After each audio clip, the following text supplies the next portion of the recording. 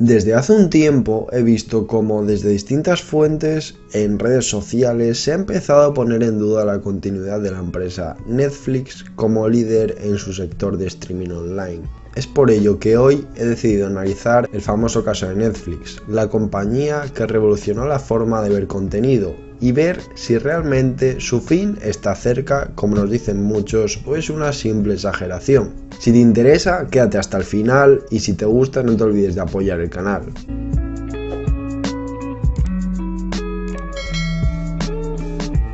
Según cuenta la leyenda, Netflix surgió hace más de 20 años como una idea que llegó prácticamente por arte de magia. Todo comenzó cuando el fundador de la compañía, Reed Hastings, alquiló la película Apolo 13 en la cadena de videoclubs Blockbuster. Parece ser que Hastings se retrasó por unos días con la devolución de la película y por ello le cobraron una multa de $40. Ante tal sangría que sufrió su bolsillo por un leve despiste, Hastings decidió cambiar las cosas, creando una empresa que no cobrase multas ni tuviese compromisos. Y así, al igual que Newton con la manzana, nació Netflix, la mayor compañía de streaming online.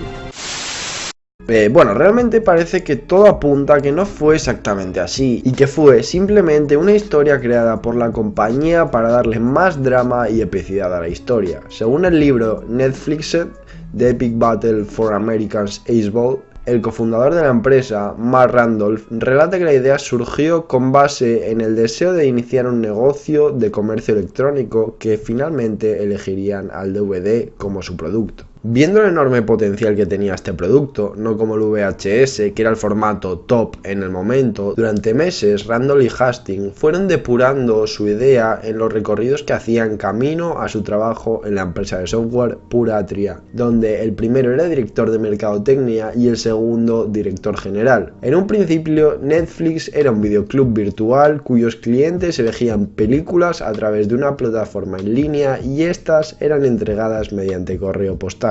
Los suscriptores hacían una selección de varios títulos del catálogo de la empresa, la cual les enviaba el primero en un sobre con el porte pagado para su regreso. Una vez que Netflix recibía de regreso la primera película, enviaban la segunda y así sucesivamente. Durante esos primeros años y hasta aproximadamente 2002, la empresa se presentaba a sí misma como el servicio de renta de DVD en línea más grande del mundo. La primera suscripción que presentó la compañía fue de 7 días para la película alquilada, por la que cobraría $4 por la peli y 2 extras por el envío, estando incluida la vuelta. Además, creó un algoritmo de sugerencias cuando esto era impensable, por lo cual un cliente que había consumido una primera vez comenzaba a recibir sugerencias relacionadas con el tema de su primera compra. El éxito fue absoluto.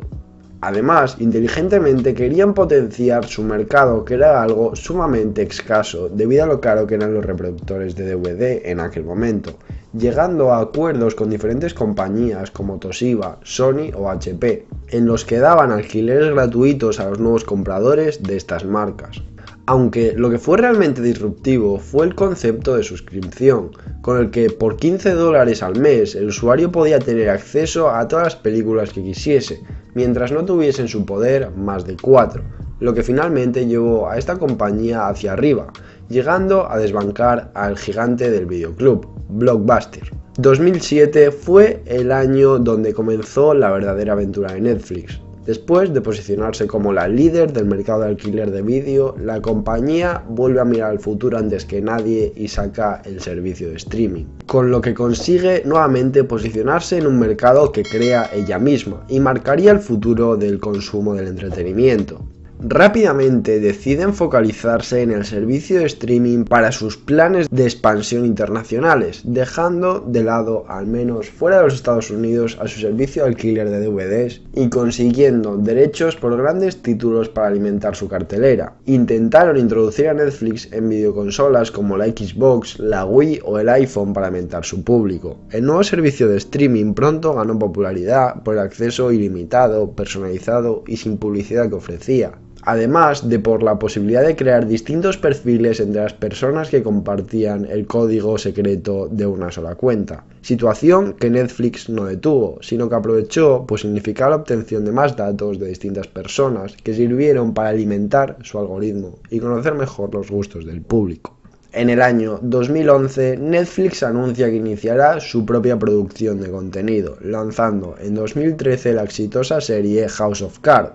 3 años después pondría en marcha su propio estudio. Hace algunos años estaba en un curso presencial de bolsa y en él el speaker comentaba el caso de Netflix. Hacía poco que había llegado a España y comentaba que muchos amigos inversores habían invertido en Netflix y les había ido muy bien. Pero él, haciendo referencia a lo que comentaba un famoso inversor en un libro, creía que Netflix no tenía un castillo, ni barreras de entrada contra posibles competidores que se quisiesen hacer con el mercado. Poco tiempo después, reflexionando sobre esto, me di cuenta que el castillo de Netflix eran sus propias producciones, series exclusivas de Netflix que aportaban verdadero valor a la audiencia. O bueno, eso pensaba yo. Preparando este vídeo me he dado cuenta de que esto no es del todo cierto y para explicarlo vamos a pasar a la parte del posible fin de Netflix.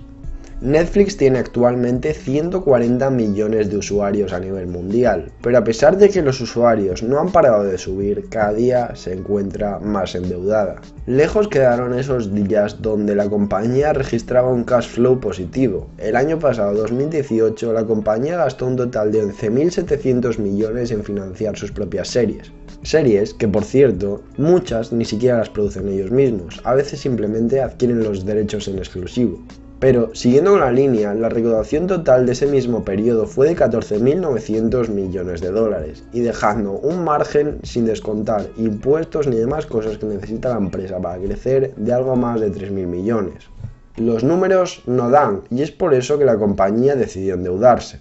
El diario Los Angeles Times publicó que la compañía acumulaba una deuda de 20.540 millones de dólares. A pesar de esto, Netflix negó estas declaraciones y afirmó que únicamente debe 5.000 millones. Pero aún así queda reflejado que la compañía se está gastando mucho dinero debido a toda la presión y competitivo que está hoy en día este mercado. Para ver todo esto con perspectiva, analizando las acciones de Netflix, vemos que entre julio y diciembre del año 2018 acumuló una caída de un 40%. Aunque hay que destacar que esta caída se ha corregido y en la actualidad prácticamente ha vuelto a los niveles máximos en los que estuvo. Con lo cual vemos que el mercado continúa creyendo en las posibilidades de futuro de esta compañía, a pesar de lo reñido que está el sector. Para quien no lo sepa, Netflix está viviendo en un mercado cada vez más competido, en el que cada día nuevas grandes empresas se meten con su propia plataforma a competir, y además no cualquier compañía, sino algunas grandes como Apple o Disney, y eso sin contar con las que ya había como HBO. Ahora bien, el problema que está viendo actualmente en el sector es la constante pelea por las licencias, en el que cada empresa quiere una parte del pastel, con lo que decide llevarse sus propios exclusivos, como es el caso de Disney, que quitó todas sus licencias y las de sus compañías de su propiedad, como Marvel y Fox, con lo cual esto, paradójicamente, y a pesar de que parece que es un mercado competitivo, no lo es, ya que lo que en teoría tendría que beneficiar al consumidor, el hecho de que más empresas entren en el mercado, lo que está haciendo es justamente el efecto contrario. Y no solo en temas como las películas y series exclusivas, sino también en otro mundo como el anime. Debido al aumento de la popularidad de este mundo, también está habiendo otras peleas por los derechos. Es decir, el mercado de streaming está hecho un desastre. Y todo ello lo que está repercutiendo es en un aumento de la piratería, ya que los usuarios no quieren tener que pagar varias plataformas para ver sus películas y series favoritas, con lo cual en la mayoría de los casos tienen una o dos de estas plataformas y el resto lo ven de forma pirata. Y hasta aquí el increíble caso de Netflix y su situación actual. Veremos lo que sucede en un futuro con respecto a la compañía. ¿Creéis que los exclusivos de Netflix serán suficientes para seguir como líder en el mercado? O al contrario, si pierde muchas licencias y no consigue mantener a su público, otra empresa ocupará su lugar?